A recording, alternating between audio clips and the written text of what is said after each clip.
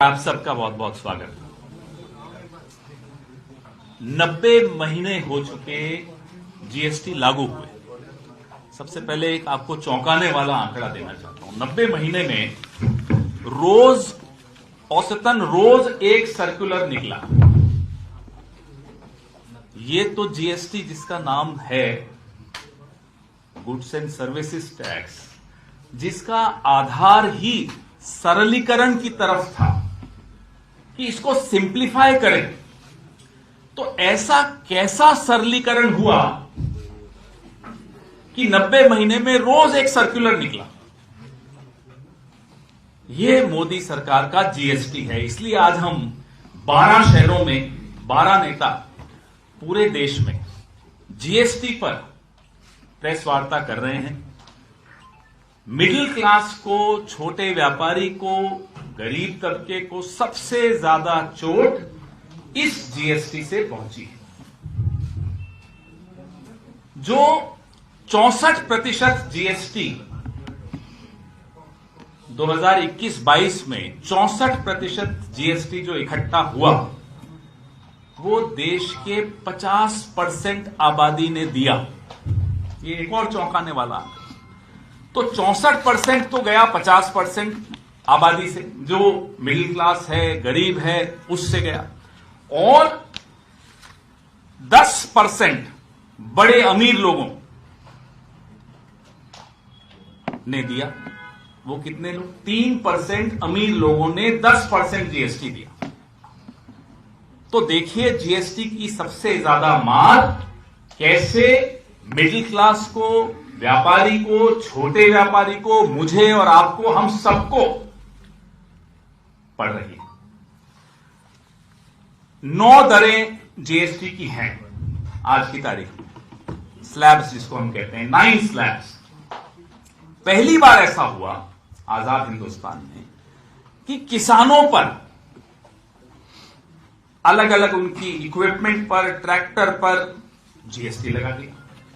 किसी सरकार ने कभी भी किसानी पर टैक्स टेररिज्म या टैक्स का आतंकवाद नहीं लागू किया, लेकिन इस सरकार ने किसानों की जो लागत है वो बढ़ा दी। वादा किया था 2022 तक तो आय दोगुनी कर देंगे, उल्टा क्या हुआ? लागत दोगुनी कर दी जीएसटी की माध्यम से। 9 दरें जैसा कि मैं आपको बता रहा था, 0%, 5%, 12%, 18%, 28%, ये तो 5 बड़ी दरें हो गई। फिर 0.25% एक और दर, फिर 3% की एक और दर, स्पेशल कैटेगरी, और फिर कुछ ऐसे कॉम्पोजिशन स्कीम में 1.5%, 6%, अलग अलग इतनी दरें आपने बना दी। फिर आप कहते हो कि आप सरलीकरण की दिशा में जीएसटी लागू कर रहे हो। कौन सा सरलीकरण है? और 5 साल में, अभी एक तीसरा आंकड़ा मैं आपको देना चाह रहा हूं जो बहुत चौंकाएगा आपको, और आप हैरान हो जाएंगे कि आप वोट भी देते हैं, आप टैक्स भी देते हैं, और आपको जो सुविधाएं मिलती है वो कैसी मिलती है।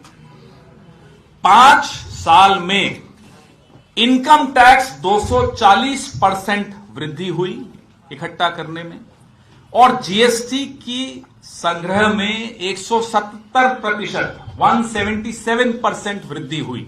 अब आप आंख बंद करके सोचिए कि इसका लाभ आपको क्या मिला, आपके परिवार को क्या मिला, आपके शहर को क्या मिला, आपके राज्य को क्या मिला, और आपके देश को क्या मिला। भाई आप अगर टैक्स दे रहे हो तो कुछ सोच कर दे रहे हो कि भाई मुझे लाभ मिलेगा, मेरी सड़कें अच्छी होंगी, मेरे जीवन का स्तर अच्छा होगा, मेरे को बिजली अच्छी मिलेगी, पानी अच्छा मिलेगा, रोजगार के अवसर मिलेंगे, परिवार को लाभ होगा, लेकिन कुछ नहीं मिलेगा, कुछ नहीं मिला। बेतहाशा वृद्धि, और नतीजा कुछ नहीं, 0। कोई रोबोट हो या कंप्यूटर हो तो शायद जीएसटी को समझ पाए।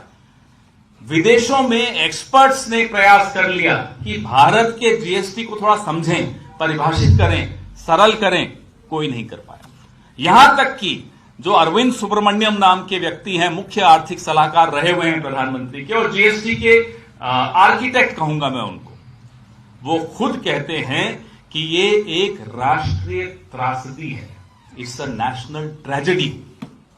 स्वर्गीय डॉक्टर मनमोहन सिंह ने 2017 में जब जीएसटी बन गई, लागू हो गई, तब मनमोहन सिंह जी ने बड़ी अच्छी एक बात कही, बड़ा अच्छा स्टेटमेंट दिया कि हम तो खुद जीएसटी के पक्ष में थे, हम लागू करना चाहते थे, लेकिन जिस तरीके से ये जीएसटी बिना देखभाल और पर्याप्त तैयारी के, ये उन्हीं के शब्द हैं, जिस तरह से ये लागू हो रही है, ये गरीब और मध्यम वर्ग को लूटने की नीति है, ये डॉक्टर मनमोहन सिंह ने कहा था।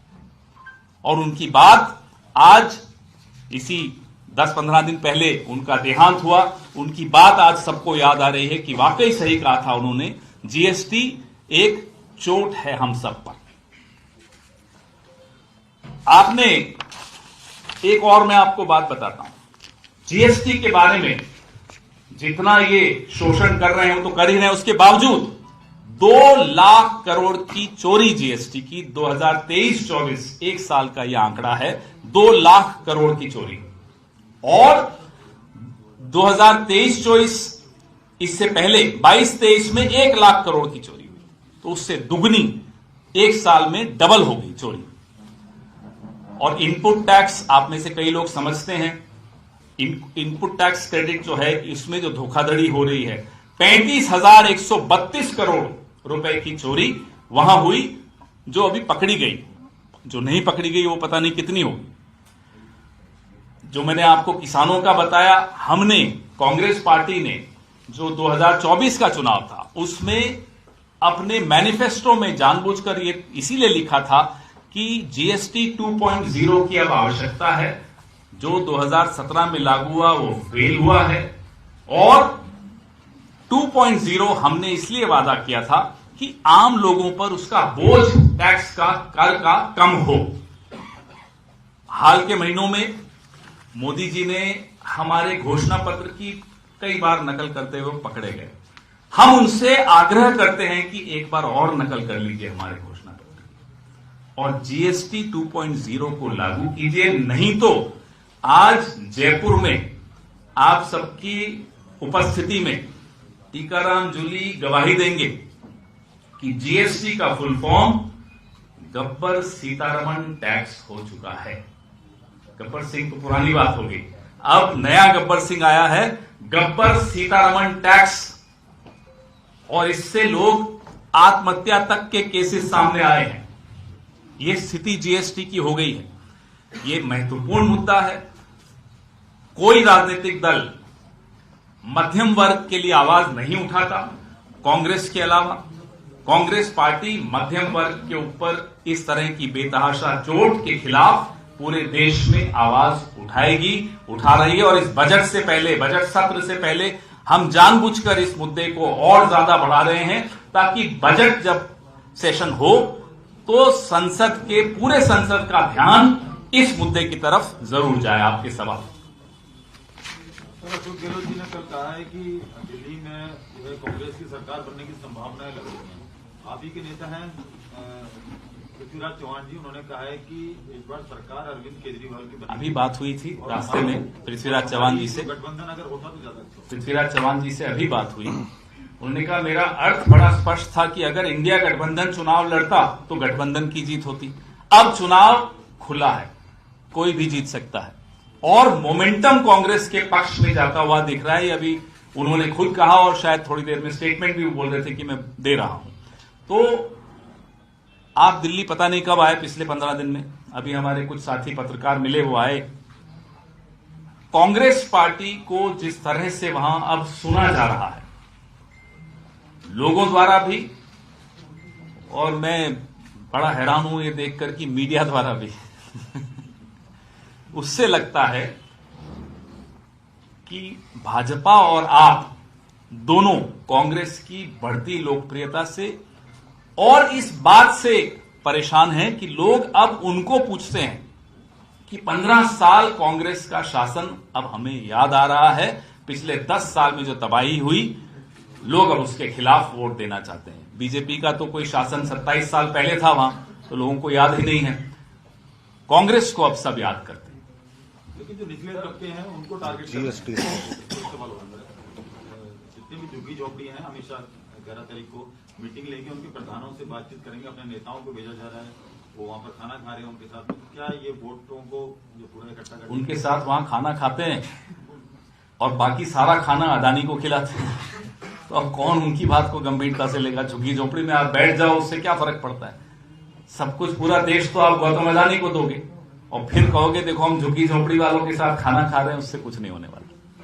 आपकी जो राजस्थान की पुरानी सरकार है उसके कई फैसले मौजूदा सरकार यहाँ बदल रही है या समीक्षा कर रही है, इस पे आपका क्या कहना है? पर्ची सरकार, पर्ची आ गई होगी कहीं से कि ये बदल दो। अभी जो पर्चियों पे मुख्यमंत्री बनते हैं, मुझे तो नाम भी इनसे बार बार पूछना पड़ता है टीकाराम जी से, आजकल कौन है मुख्यमंत्री। तो अब छोड़िए ना, वो पता चला कि नर्मदा का पानी ला रहे हैं, सुना प्रधानमंत्री जी, अब राजस्थान में नर्मदा का पानी ला रहे हैं, बताइए। तो शुरू में तो अब इनकी बातों को मजाक में टाल लीजिए। जी, कांग्रेस लगातार चुनाव आ रही है, अभी पिछले राज्यों में भी और अब आगे और चुनाव होने वाले हैं।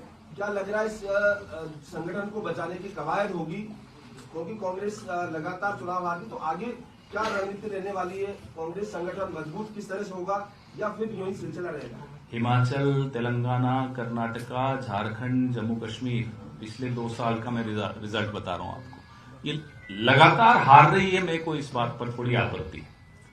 हार जीत अलग चीज होती है और संगठन को मजबूत करने की कवायद कोई ऐसा नहीं होता कि आज शुरू हुई और कल खत्म हो गई। ये भी लगातार चलती रहती है। एक जीवित पार्टी है, एक जीवंत पार्टी है, उसमें लोग आते हैं, नए विचार लाते हैं, नए आइडियाज लाते हैं। तो ऐसा नहीं है कि संगठन आज मजबूत करना शुरू किया और कल मजबूत हो गया।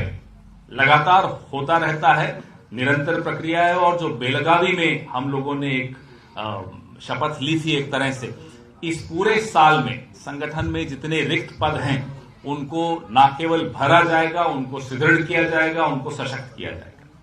राहुल जी, मेरा ये सवाल था कि मुख्यमंत्री रहते हुए सरकारी धन का सबसे ज्यादा दुरुपयोग दिल्ली में तो केजरीवाल ने किया, जिसके विरुद्ध आप लोग अभियान भी चला रहे हैं, और राजस्थान में वसुंधरा राजे ने किया। वो दोनों बंगले बने रहने के लिए मुख्यमंत्री जो पहले के थे अशोक गहलोत, उन्होंने पूरा उनको सहयोग किया। तो यहाँ भी ये मुद्दा उठाएंगे आप जैसे दिल्ली में उठा रहे हैं? मुझे यहाँ का ये मुद्दा नहीं मालूम।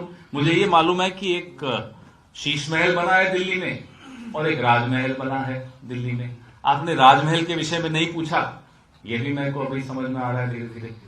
वो राजमहल जो प्रधानमंत्री जी ने अपने लिए बनाया है, वो भी देखते बनेगा। अगर आपको या हमें कभी मौका मिले जाने का, वो मौका मिलेगा नहीं, ना मुझे ना आपको, लेकिन सुनते हैं कि करोड़ों करोड़ों करोड़ों रुपए का वो एक राज भवन बना है, वहां राजमहल बना है। और शीश महल के विषय में तो आप लोग देख ही रहे। जयपुर के मामले को स्किप कर रहे हैं आप, वसुंधरा जी वाला तो मैं मुझे मालूम नहीं जिस मामले में, तो उसमें तो टीकाराम जी बता पाएंगे, मुझे कैसे मालूम। जी जरूर करूँ जी। सर, जो एक सवाल और है मेरा, सवाल पे कोई जीएसटी नहीं लगती, पूछिए, 2 पूछिए। संगठन पे पूछ लेता हूँ कि जब अभी खड़गे जी ने कहा था, जब आपकी पीडब्ल्यूसी हुई थी तब भी, कि काफी ऐसा बदलाव करने की जरूरत है, कांग्रेस को कांग्रेसी के नेता ही है वही हरा देते, कई बार इस तरह की स्पीड पे गया था। तो बदलाव करेगा कौन? खड़गे जी को तो करना है, कोई बीजेपी वाले तो करेंगे नहीं कांग्रेस में आगे बदलाव? नहीं, बदलाव हम सबको करना है। हमारी पार्टी में इतना लोकतंत्र है, जैसे मैं अगर सूचना और प्रचार विभाग को देखता हूं, मीडिया विभाग को देखता हूं, तो उसमें मेरी भी जिम्मेदारी है कि मेरे को क्या बदलाव करना है। वो तो खड़गे जी से तो वो तो नहीं बोलेंगे, मुझे ही करना होगा। तो राष्ट्रीय अध्यक्ष ने हम सबको आह्वान किया कि आप जो जो जिम्मेदारियां आपको मिली हैं उन जिम्मेदारियों को अच्छी तरह निभाइए और जो परिवर्तन करने हैं वो कीजिए। तो जैसा मैंने आपको कहा, एक परिवार है, एक जीवंत परिवार है, जीवित पार्टी है, बदलाव चलता रहेगा और हम सबकी जिम्मेदारी है बदलाव। जीएसटी पे सवाल नहीं पूछ रहे हैं आप लोग। सर, जीएसटी मुद्दे को बहुत ही अब उठा रहे हैं लोग, तो इसको याद कर लीजिए। इससे मुद्दे अडानी, जीएसटी, पब्लिक कनेक्ट नहीं हो। पब्लिक आप जाइए, चलिए अभी मेरे साथ चलिए, जौहरी बाजार चलते हैं, खाना मैं खिलाऊंगा, चलो ये भी, और एक एक ट्रेडर से बात करते हैं। जिस पार्टी ने बचपन से हम सुनते थे कि बीजेपी तो बनियों की पार्टी है, पूछो, चलो चलिए मेरे साथ, ट्रेडर्स की हालत क्या कर दी बीजेपी ने, चलिए। भाई वोट, गांधी जी असहयोग आंदोलन चलाते थे क्या? वोट के लिए चलाते थे, देश के लिए चलाते थे। अंग्रेजों भारत छोड़ो का नारा क्या वोट के लिए लिया था, देश के लिए लिया था। हर चीज वोट से तोलना मोदी का काम होगा, कांग्रेस का काम ये नहीं है। कांग्रेस का काम है एक मजबूत विपक्ष की हैसियत से अपनी आवाज ऐसे तमाम मुद्दों पर उठाएं जिन मुद्दों से सीधे सीधे मध्यम वर्ग और निम्न वर्ग को भारी नुकसान का सामना करना पड़ रहा है। ये हमारी जिम्मेदारी है। पवन जी, जीएसटी से ट्रेडर्स को बड़ा नुकसान है, आम जनता को भी नुकसान है, जैसा आपने बताया। तो कांग्रेस राजस्थान में ट्रेडर्स को साथ लेके कोई अभियान या कोई मुहिम? ये अभियान ही तो है जो शुरू किया हमने, ना केवल प्रेस वार्ता। हमारे ऑल इंडिया प्रोफेशनल्स कांग्रेस भी अलग अलग समूहों के साथ बैठक करके संसद तक में हम इस मुद्दे को उठाएंगे और काउंसिल की मीटिंग्स में लगातार हम उठाते हैं। हमारी वहां प्रेजेंस कम है क्योंकि हमारे मुख्यमंत्री कम हैं, लेकिन काउंसिल मीटिंग्स में भी हम लगातार अपनी आवाज उठाते हैं, आपकी आवाज वहां तक पहुंचाते हैं कि साहब रहम करो, 1 नेशन 1 टैक्स बोलते हो, 1 पॉपकॉर्न 3 टैक्सेस हैं। एक पॉपकॉर्न पे 3 तरह के टैक्स हैं। सॉल्टेड पॉपकॉर्न पे अलग है, कैरामेल पॉपकॉर्न पे अलग है और प्लेन पॉपकॉर्न पे अलग है। तो आप ये बताइए, 1 नेशन 1 इलेक्शन, 1 नेशन 1 टैक्स, एक प्रोडक्ट पे आप 3 टैक्स लगा रहे हो। ये स्थिति है जीएसटी की। सर, बात चाहे संसद में उठाए जाने वाले मुद्दे की हो या सड़क पे कोई बड़े इशू की, आप पूरे इंडिया गठबंधन के लोग एकजुट नजर आते हैं। जब भी चुनाव आते हैं, ऐसी क्या सरकुर्सी की है कि अलग अलग हो जाते हैं, खींचतान हो जाती है और उसका फायदा तीसरे पार्टी को मिलता है? देखिए, इंडिया गठबंधन ने लोकसभा चुनाव लड़ा, मिलकर लड़ा, और मोदी जी ने शायद सोचा नहीं होगा, वो 400 पार के सपने देख रहे थे, 240 पे उनको रोक दिया। इंडिया गठबंधन लोकसभा चुनाव के लिए एक राष्ट्रीय स्तर का गठबंधन था और है। अलग अलग राज्यों की स्थितियां अलग अलग हैं। पंजाब की स्थिति, दिल्ली की स्थिति अलग है। पंजाब में हमारी राज्य की इकाई ने कहा कि भाई हमें इनसे गठबंधन नहीं करना, हम इनसे लड़ेंगे, तो उस बात का सम्मान किया गया। दिल्ली की इकाई ने भी हमें यही कहा कि हम लड़ना चाहते हैं इनसे, सीधा लड़ने दीजिए। तो मुझे नहीं लगता कि इसमें कोई हैरानी का विषय है। पवन जी, सर, अगर दिल्ली की इकाई नहीं कहती तो क्या कांग्रेस के स्तर पे? हमारे यहाँ ऐसा सिस्टम नहीं होता, हम राज्य की इकाई को पूरा महत्व देते हैं। पवन जी, सर, ये तो अजीब लगता है ना, राहुल गांधी। क्यों अजीब लगता है? राहुल गांधी आप पार्टी को वोट देके आते हैं, फिर अगले विधानसभा में आप पार्टी भाई, गठबंधन का एक धर्म होता है। गठबंधन करोगे लोकसभा में, वोट या फिर बीजेपी को देंगे? वोट तो गठबंधन के ही साथी को देंगे ना। पवन जी, दिल्ली की बात करें तो कांग्रेस की स्थिति आज की तारीख में नील बटा सन्नाटा। समाजवादी पार्टी, ममता, दोनों आप लोगों से अलग हो चुके हैं। ऐसा कौन सा पैरामीटर है जिसको लेकर के आप कह रहे हैं कि कांग्रेस की लोकप्रियता बढ़ती दिख रही है? आप आइए मेरे साथ दिल्ली, चलिए मैं आपको दिखाता हूं। मैं दिल्ली सरकार का हिस्सा 15 साल रहा हूं, शीला जी के साथ बहुत करीबी मैंने काम किया, तो मैं थोड़ा बहुत समझता हूं दिल्ली। राजस्थान को शायद कम समझता हूँ, दिल्ली को थोड़ा ज्यादा समझता हूँ। पर ममता, शीला जी का आप जिक्र कर रहे हैं, यकीनन उनके काम बहुत शानदार थे, लेकिन इस बात को तो 15 साल बीत चुके। अब उनके आधार पर आप कैसे? यहाँ 70 साल का हिसाब मांगा जाता है तब कोई बात नहीं, आप बोल रहे 15 साल पहले 10 साल पुरानी बात न करें, क्यों नहीं करें साहब? आज ज्यादा तुलना होती है। ये फ्लाईओवर शीला जी के वक्त बना था, देखो ये मेंटेन भी नहीं कर पा रहे। मेट्रो शीला जी लाई थी, देखो ये नया 1 किलोमीटर और इन्होंने नया नहीं ऐड किया। यूनिवर्सिटीज बनाई हमने, ये एक कॉलेज नहीं बना पाए। हमने अस्पताल बनाया, इतने ये एक बेड नहीं जोड़ पाए अस्पतालों में। हमने 6,500 बसें लाकर वहां खड़ी कर दी, अब वो 4,000 के आसपास हो गई, कम हुई, बढ़ी नहीं। हमने सोनिया विहार वाटर ट्रीटमेंट प्लांट लाके दिल्ली के ऐसे ऐसे कोनों में पानी पहुंचाया जहां 50-60 साल से पानी नहीं गया था। पूछिए इनसे, इन्होंने कितने लीटर, किलोलीटर पानी ऐड किया हो दिल्ली में। हमने 24 घंटे बिजली वहां लाने की व्यवस्था की, बताइए इन्होंने क्या किया? तो तुलना तो होगी, और जब तुलना होगी तो लोग याद भी करेंगे। घर से निकलते ही दिल्ली पे शीला दीक्षित की मोहर लगी हुई दिखती है, निकलते ही मालूम पड़ता है कि कांग्रेस सरकार का काम है। इस सरकार का काम आपको नहीं दिखता, हां पोस्टर जरूर दिखते हैं इस सरकार।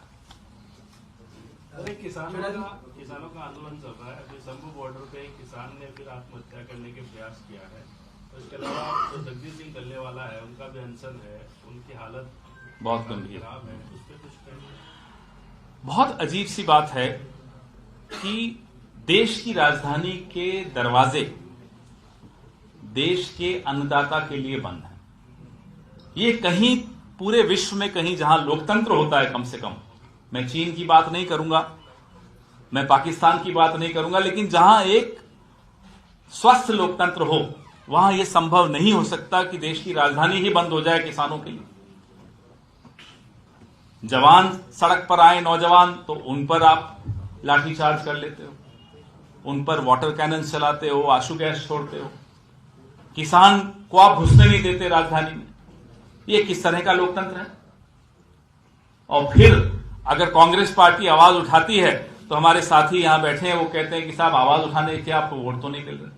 आवाज उठाएंगे, किसानों की आवाज भी अगर किसी ने उठाई, भारत जोड़ो यात्रा के दौरान उठाई, भारत जोड़ो न्याय यात्रा के दौरान उठाई, तो कांग्रेस पार्टी ने, राहुल गांधी ने, मल्लिकार्जुन खड़गे साहब ने उठाई, और हम लगातार उठाएंगे। पॉपकॉर्न खाते हैं आप? बहुत क्योंकि बड़ा एक्सप्लेनेशन आया था सर निर्मला सीतारमण। बहुत दिनों से तो नहीं खाया, क्यों सर, जीएसटी लग गया इसलिए?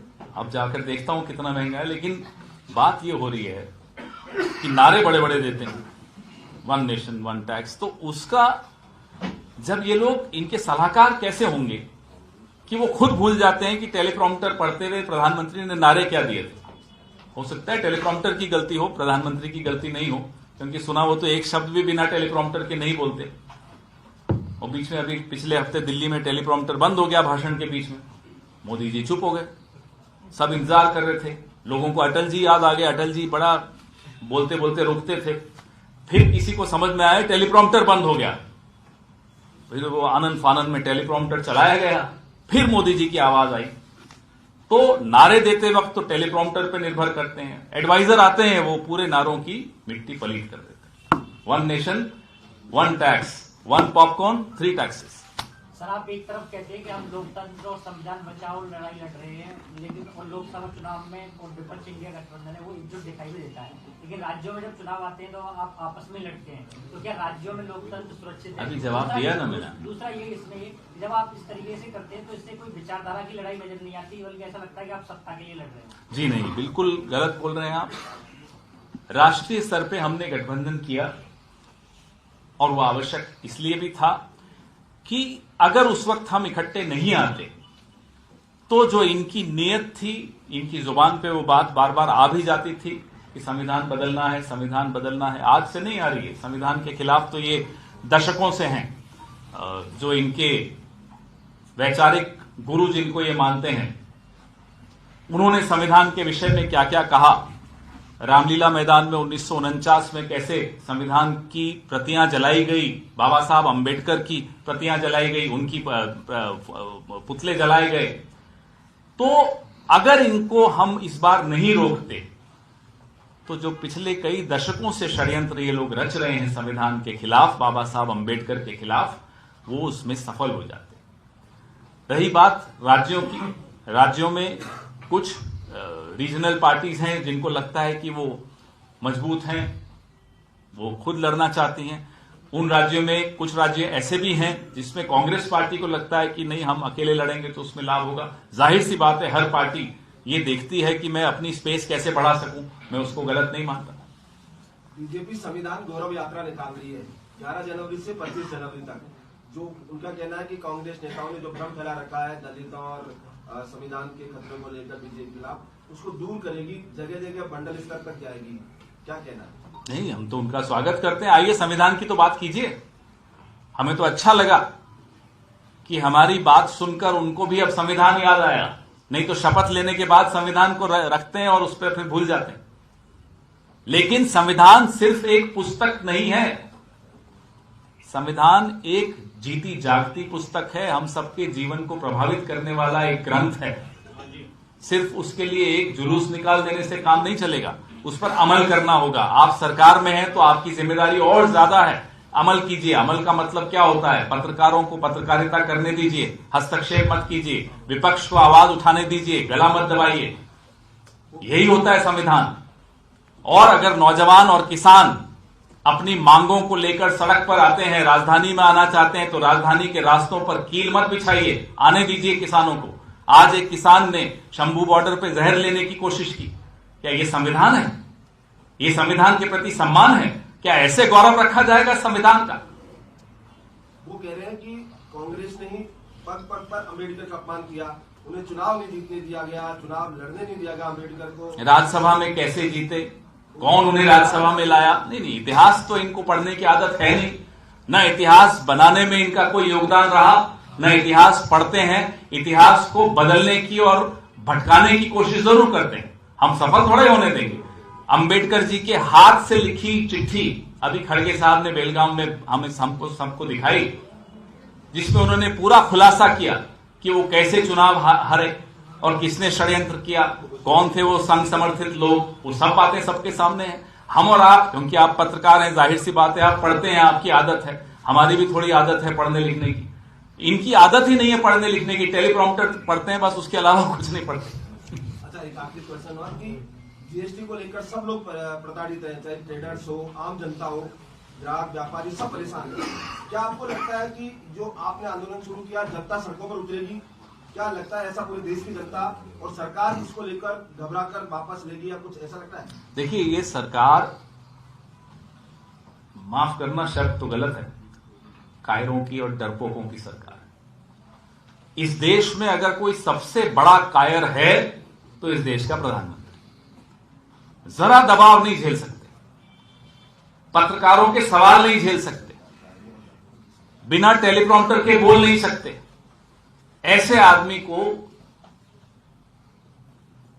ये याद दिलाना कि साहब ये लोकतंत्र है, अगर हम सड़क पर आएंगे तो आपको सुनना होगा, कोई मुश्किल काम नहीं है, सुनेंगे। 2020 में हालत जो चुनाव आया था, रिजल्ट आए थे, कांग्रेस की सीटें कम आई थी। 20 में कौन सा चुनाव? विधानसभा, सॉरी, अगले जो उससे पहले इलेक्शन हुए थे दिल्ली विधानसभा के। इस बार आपको अच्छा, दिल्ली विधानसभा, दिल्ली इस बार आपको कितनी लगता है कि सीटें आ जाएगी? नहीं, इस बार हमारा, जैसा मैंने आपको कहा कि एक तो उम्मीदवार बहुत अच्छे उम्मीदवार, अच्छे चेहरे दिए। ये मीडिया के लोग भी बोल रहे हैं, लोगों के मन में भी यही भावना है कि चेहरे कांग्रेस ने बड़े अच्छे उतारे, मुद्दे कांग्रेस बहुत अच्छे उठा रही है और अच्छे तरीके से उठा रही है, सही समय पर सही मुद्दा उठा रही है। इसका लाभ मिलते हुए जरूर दिख रहा है। और जब मैं कहता हूं लाभ मिलेगा, मैं ये नहीं कह रहा कांग्रेस पार्टी, दिल्ली के जनता को लाभ मिलेगा अगर कांग्रेस जीतेगी। तो टोटल सीट कितनी आपको कितनी लगती है, कितनी आने? मैंने सुना है यहां जयपुर में मोती डूंगरी के पास एक अच्छे ज्योतिषी हैं, यहां से वहीं जाऊंगा मैं, फिर उनसे पूछ के बताऊंगा। सर, भाजपा प्रत्याशी रमेश बिधूड़ी ने पहले प्रियंका गांधी को लेकर विवादित टिप्पणी करी, उसके बाद आतिशी को भी लेकर की, उसको किस तरीके से? ये सिर्फ रमेश बिधूड़ी की मैं निंदा करूं उचित नहीं होगा। 15 साल मैंने उनके साथ काम किया है, वो विपक्ष में थे, मैं कांग्रेस में था, दिल्ली में वो विधानसभा में भी इसी तरह की बातें करते थे। बात उनकी गलती नहीं है, ये मानसिकता उनकी पार्टी की है। आप प्रधानमंत्री की टिप्पणियां सोनिया जी के विषय में सुन लीजिए, मैं तो बोल भी नहीं पाऊंगा। इस पूरी पार्टी की मानसिकता महिलाओं के प्रति क्या है, यह आपको इनके नेताओं की टिप्पणी में और इनके नेताओं के कंडक्ट में, किस तरह से ये अपना जीवन जीते हैं, उसमें आपको दिख जाए। इसलिए सिर्फ एक रमेश बिधूड़ी की निंदा करें कोई लाभ नहीं, मानसिकता ही ऐसी, इनके संस्कार ऐसे। सर, सावरकर के नाम से कॉलेज खोले जाएंगे, क्या कहना चाहेंगे? पूछिए कि सावरकर ने छत्रपति शिवाजी के लिए क्या शब्द इस्तेमाल किए। पढ़े नहीं पढ़े होंगे इन्होंने, पढ़े होते तो नाम न लेते सावरकर का। सावरकर ने महिलाओं के लिए क्या टिप्पणियां की थी, पूछिए। यही होता है जब आप बिना पढ़े आंख बंद करके भेड़ चाल में चलते हैं। साहब, किसी ने कहा सावरकर तो सावरकर इनका हीरो है, इनके पास नायक नहीं है। कभी कभी सरदार पटेल को हमसे छीनने की कोशिश करते हैं, कभी महात्मा गांधी को हमसे छीनने की कोशिश करते हैं, कभी सुभाष चंद्र बोस को हमसे छीनने की कोशिश करते हैं। इनका अपना नायक कौन है बताइए? एक रह के सावरकर का नाम लेते हैं। सावरकर की असलियत आपके सामने खोल के हम रख देंगे जिस दिन डिबेट करें हमारे साथ। और उन्हीं के शब्द, उन्हीं ने लिखी हैं किताबें, हमने नहीं लिखी हैं। सावरकर ने ही किताबें लिखी हैं जिसमें उन्होंने शिवाजी महाराज का जो अपमान किया। तो इस तरह की, और बाबा साहब अंबेडकर के लिए क्या कहा, बौद्ध धर्म को जो मानते हैं उनके लिए क्या कहा, एक बार पढ़ लें, नाम लेना भूल जाएंगे सावरकर का। मोहन भागवत जी का लगातार जो बयान आ रहे हैं मंदिरों को लेकर, मस्जिदों को लेकर, वो लगातार बयान हो रहे हैं, उसको लेकर क्या कहेंगे आप? 80 और 90 के दशक को याद कीजिए। भाजपा के विषय में, संघ के विषय में हमेशा ये कहा जाता था कि मुखौटा होता है और असली चेहरा होता है, और मुखौटे और चेहरे बदलते रहते हैं। जब अडवाणी जी रथ यात्रा निकालते हैं तो अटल जी शांति की बात करते थे। एक मुखौटा था, एक असली चेहरा था। जब योगी जी बुलडोजर घुमा रहे होते हैं देश में तो मोदी जी शांति की बात करते हैं। मुखौटा, असली चेहरा। अब मुखौटा बन के मोहन भागवत जी सामने आए। असली चेहरा असली काम अपना कर रहा है। देश को बांटने का, समाज में नफरत फैलाने का काम बिल्कुल बदस्तूर चल रहा है। गोदाम भरा हुआ है चेहरों से। शोकेस में एक मुखौटा है, तो मोहन भागवत जी शोकेस का मुखौटा है। ओके, धन्यवाद। जय हिंद।